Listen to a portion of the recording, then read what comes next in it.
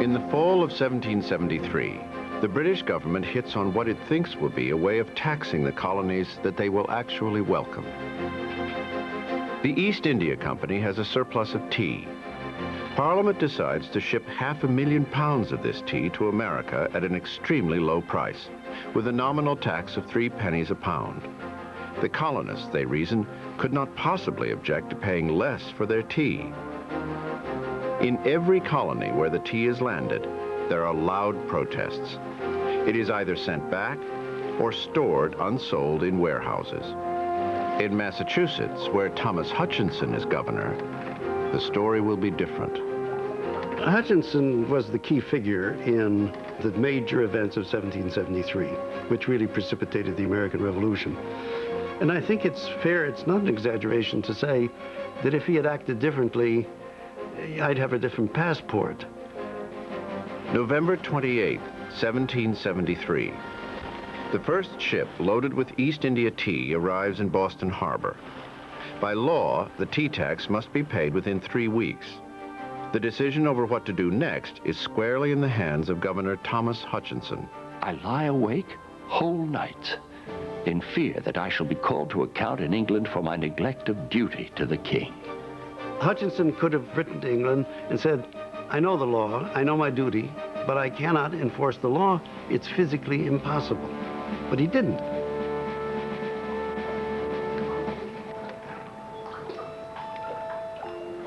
It's a standoff between the radicals. We dare you to have this tea unloaded. We're strong enough, we're powerful enough now, we're organized enough to make a power play against you. And Hutchinson, who says, you will not humiliate me, you will not defy English law like this. I will see this tea unloaded and delivered as it should be. Then, on December 16th, 1773, the day the tax must be paid, a group of men dressed up as Mohawk Indians dumped 340 chests of tea into Boston Harbor. The Tea Party was a very limited act of violence, in fact. They do nothing but dump tea. A padlock is broken, it's replaced. We think of this as a lot of yahooing and yelping and noise. It was just sort of ploop, ploop, ploop. They were very, very careful to keep this from getting out of hand. We're all throwing the tea overboard. We catch someone in our party trying to stuff some of the tea into his pockets. He is stripped of his booty and his clothes, and we send him home naked, in disgrace. Then we went home, in an orderly fashion. Boston enjoys the most peaceful night it has had in many a month.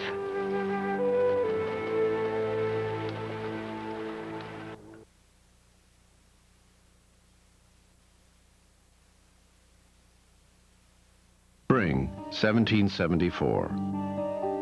News of the Boston Tea Party has outraged Parliament. The dumping of British tea into Boston Harbor is seen as an unforgivable provocation. As far as the British government was concerned, what they had seen happen was a total defiance of the authority of the British state, not in some frontier backwoods area, but a total defiance of the authority of the British state in Boston. How could they deal with that? They could either have let things be, and there were some people who said that may be the way to do it. You know, the Americans are wrong, let it be. That's what I would have advised them to do. In an angry mood, Parliament passes a series of acts designed to restore royal authority in Boston.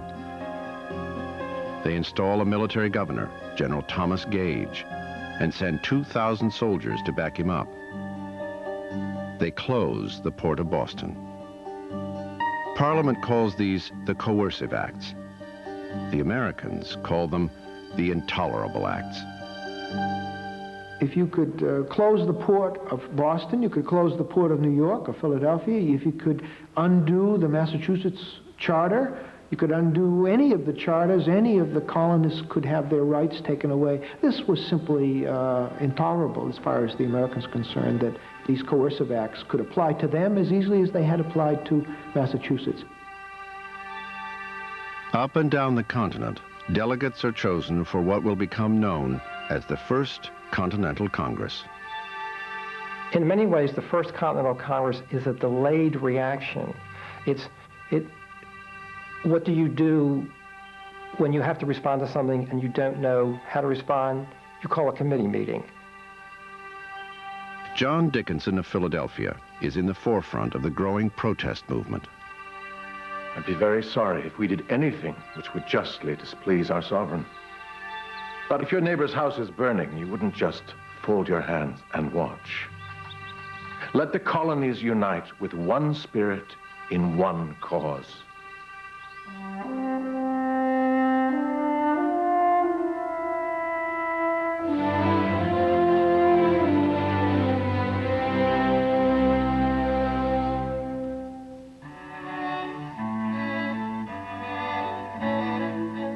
In August of 1774, John Adams leaves Boston for Philadelphia. He is to be a Massachusetts delegate to the First Continental Congress. At age 39, Adams has never traveled more than 100 miles from the town where he was born. On the narrow dirt paths of the day, the trip to Philadelphia takes at least 2 weeks. For this country lawyer, it's a big adventure, and he notes all the stops along the way in his diary. With all its money, there is very little good breeding in New York. Nobody has any manners here. They all talk very fast, very loud, and all together without paying the least attention to one another. If they ask you a question, before you can get 3 words out, they interrupt and go on talking again. The son of a Braintree farmer, Adams has always resented the rigid system of class and privilege of the day. The first of his family to go to college, he came face to face with this social reality at Harvard.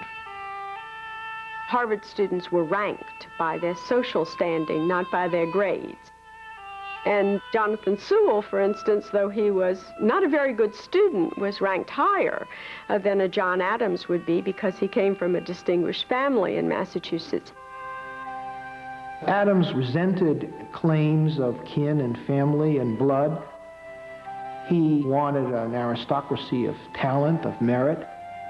And he certainly came into this society with a kind of chip on his shoulder. In 1775, 1776, Adams was in the vanguard of the revolutionary movement and full of the future of America. He saw the whole thing in providential terms as a movement that would transform history. And when the revolution broke out, he knew he was going to be at the center of it. What's about to happen is almost too big for my grasp. We don't have men fit for these times. We lack education, experience in the world, money, everything. I feel an unutterable anxiety. God grant us wisdom and strength in the coming months. For Adams, what happens in Philadelphia will be crucial. He must convince the other colonies to back Massachusetts with deeds as well as words. Without their active support, his colony will be left to face England's military might alone.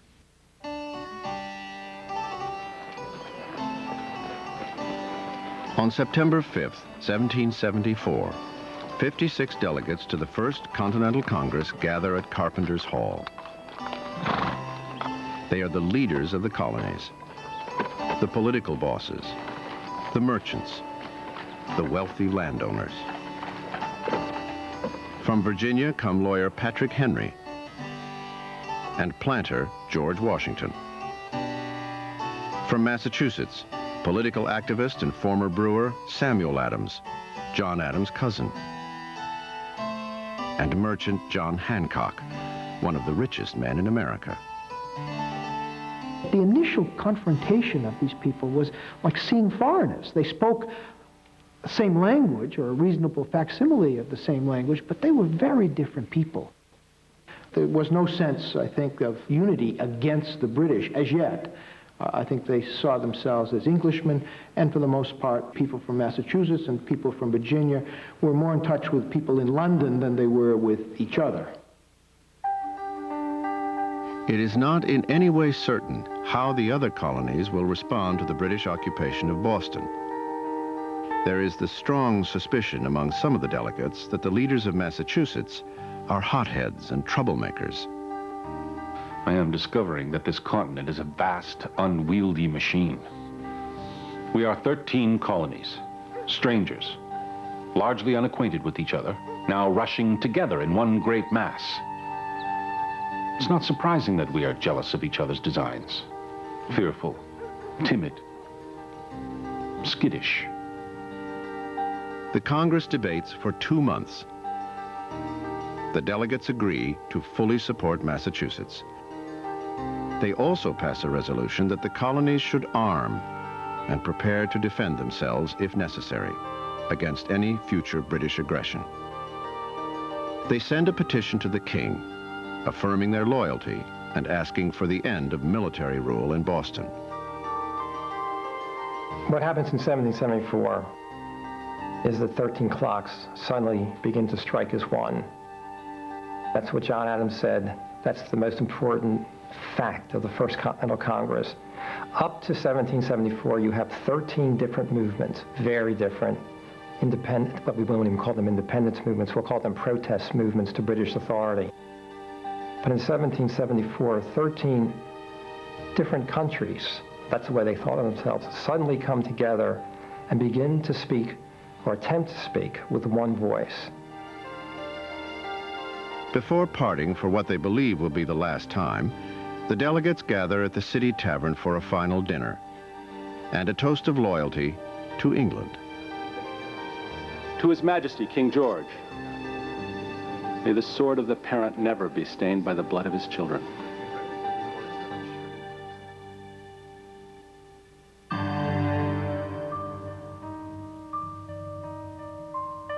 London, February 1775. Parliament has just received word of Congress's resolution that Americans should arm themselves. They do not see this as a gesture of loyalty. A report is sent to King George. If the rabble in Boston is committed to open rebellion, then the king's honor and the safety of the empire require that force be met with force. They are a disorganized mob which cannot present a very great opposition to our regular troops. Perhaps it is better to bring on a small conflict now rather than later, when a rebellious spirit has had a chance to ripen. Proper, very proper. The Continental Congress was regarded as an illegitimate body, a body that should not be negotiated with. There is a bitterness in Britain, a bitterness about being, in their eyes, let down. And again, we've got to remember, we're talking about 1775, 12 years before. As far as the British were concerned, they'd been at war with France. A war which, as far as they were concerned, and they were right, is a war that had developed because of North America. There is this great sense that they are being betrayed. There is they don't think they're taking part in some abstract constitutional debate.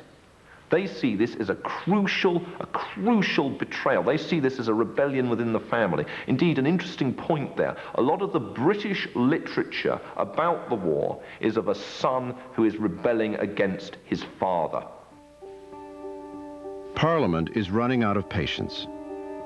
They send another 1,000 soldiers to Boston, along with 3 new generals, Burgoyne, Clinton, and Howe.